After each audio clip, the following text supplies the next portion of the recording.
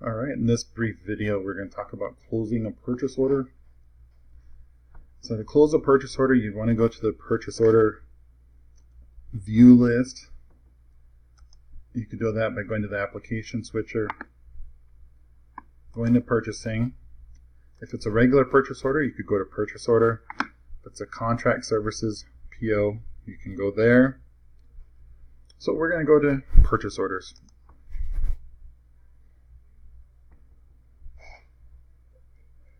Now, when you get to the purchase order view, whatever view you primarily use is what it's going to default to. I use one called FY19 Open POs. You can use this one as well by coming up here to the corner, changing your view. For many users, it's probably on all, and switching to FY19 Open POs. When we do that, we get a list of all the currently open purchase orders. That's purchase orders that are pending or purchase orders that are partially converted. Nonetheless, it's something that is waiting for us to take action to close. And depending upon your access, of course, you'll see whatever's relevant to your program. So in this one, we can see this top one here. It's a pretty old purchase order. It's roughly 9 months old. It's pending, meaning it's never been submitted for a payment, and it's valued at $450. At this point, it'd be up to the program to review this to one, see is this a purchase order that was used at all. If it's been used, we might want to look to see if we paid it another way, or is this a bill we forgot to pay. If necessary, contact your vendor to make that verification. Otherwise, if we're ready to close, we can come to the convert option. And just like we normally see, here's the three options: close this PO, justification, or voucher. And we'll choose close partial PO. And when we do, we're going to be presented with essentially the exact same stuff that's in our purchase order.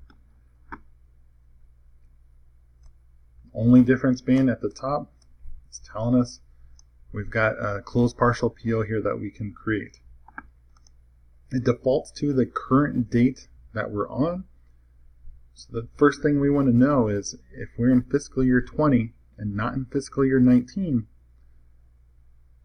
and this bill originated in fiscal year 19, we're going to want to change this date to September 30th of 2019. If it's before the fiscal year ends, the current date should be just fine for you to use. If we misdate this, meaning we leave the date into the fiscal year 2020, what's going to happen is our encumbrance stays open on our financial reports in fiscal year 19. A credit for this amount, this $450, would show up on our report in 2020. And for some programs, that can be confusing because it'll look like on budget we have more money to spend than we actually do. So eventually when this gets corrected,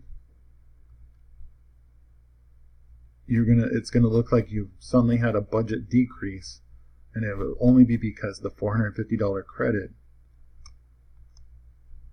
got corrected and moved backwards to fiscal year 19. So it's important you pay attention to this date. It's gonna decide and determine what happens to your financial report in this situation. That's the only thing on this document we should be looking to change. Nothing else needs to be changed. Nothing else should be changed. That's the only thing you need to look at. If we're changing anything else, you may affect your reports. You may not fully close your purchase order. So we only want to look at changing the date. Once you have the date determined, up here in the top, you would click Post. I'm not going to click that since this is someone's purchase order, but when you click Post, and if you notice it's different than when you're submitting something for somebody's approval, this says Post, meaning it'll post directly to your general ledger account. It'll close the purchase order. The encumbrance amount that was open, in this case $450, will be released from budget, and your general ledger will show commitment release on the report of the $450, meaning that's been put back to your budget. It says post because there's no approval process. We're not submitting it to anyone to review, so you're the final person to take this action. No one else is going to see what you did. So you have to make sure you're ultra careful on what that date is going to be, and that we make no changes to any of these other areas. As soon as you're done posting this information, close all your other purchase orders. One of the next things I would be doing was either running a general ledger report to look at the encumbrances for the line item and the funding source that's affected, or run a financial report to make sure what you expected to happen is what happened.